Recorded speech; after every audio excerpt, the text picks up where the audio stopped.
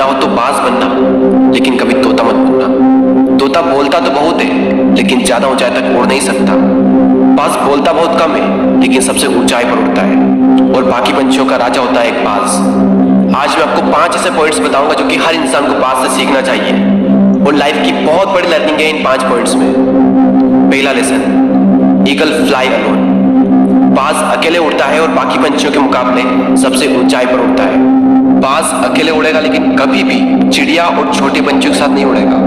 बाज हमेशा या तो बाज के साथ उड़ता है या फिर अकेला उड़ता है। और इस समय यह सीख मिलती है कि छोटी सोच वाले लोगों से हमेशा दूर रहें और अकेले रहो, क्योंकि यही वो समय है जब खुद को जानने का असली मौका मिलता है। दूसरा लेसन, बाज का विजन बहुत ज्यादा क्लियर होता है और बहुत ज्यादा स्ट्रॉन्ग होता है। बाज अपने शिकार को 5 किलोमीटर दूर से ही देख लेता है और जब एक बार उसे अपना लक्ष्य दिख जाता है तो उसके बाद चाहे रास्ते में कितनी भी मुश्किलें क्यों ना आए, वो अपने लक्ष्य को हासिल करके ही दम लेता है। इससे भी एक बहुत बड़ी सीख मिलती है कि अपना विजन क्लियर रखो और उसे हासिल करने में फिर चाहे कितनी भी मुश्किलें क्यों ना आए, पीछे मत हटो उस बाज की तरफ। तीसरा लेसन, बाज कभी भी मरे हुए जानवरों को नहीं खाता, वो हमेशा जिंदा शिकार करता है। और इससे हमें यह सीख मिलती है कि जो हमारा पास्ट है वो मर चुका है, तो अपने उन मरे हुए सड़े हुए थॉट्स पर ध्यान मत दो और अपनी आने वाली ताजी फ्रेश जिंदगी पर ध्यान लगाओ।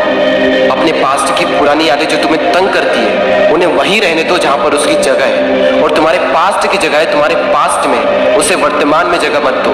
क्योंकि एक बार अगर तुम्हारा पास्ट तुम्हारे प्रेजेंट में आ गया तो तुम्हारा पास्ट तुम्हें कभी प्रेजेंट में नहीं रहने देगा। पास्ट में तुम्हारे साथ कितना भी बुरा क्यों ना हुआ हो, वो सब यादें वो सब थॉट्स मर चुके हैं, और उस बाज की तरह बनो जो कभी भी मरी हुई चीजों को नहीं खाता। चौथा लेसन, जब आंधी तूफान आते हैं तो बाज बहुत ज्यादा एक्साइटेड हो जाता है। जब बारिश होती है तो सारे पंछी छिपकर बैठ जाते हैं, लेकिन बाज को बड़ा मजा आता है। जब तेज हवाएं चलती है तो बाज उन हवाओं के सहारे और तेजी से ऊपर की ओर उठता है और ऊपर उड़ते उड़ते इतना ऊपर उठ जाता है कि बादलों से भी ऊपर पहुंच जाता है। और इससे भी एक बहुत बड़ी सीख मिलती है कि मुसीबत में मजा ढूंढो। और नेपोलियन हिल ने एक बार कहा था कि हर बड़ी चुनौती अपने साथ में एक बहुत बड़ा अवसर लेकर आती है। तो उस बाज की तरह तुम भी अपने अवसर को पहचानो, और जिस दिन तुमने अवसरों को पहचान लिया तो सारी मुश्किलें तुम्हारे नीचे होगी और तुम उन मुश्किलों के ऊपर होगे। फिफ्थ लेसन, बाज अपने घोंसलों में से सॉफ्ट घास को हमेशा निकाल देता है ताकि बाज का जो बच्चा होता है वो उसमें कंफर्टेबल ना हो सके, क्योंकि अगर वो घोंसले में कंफर्टेबल हो गया तो वहीं रहना पसंद करेगा। लेकिन बाज ऐसा कभी होने नहीं देता। बाज एक पंछी है और उसे भी ये बात पता है कि there is no growth in comfort zone.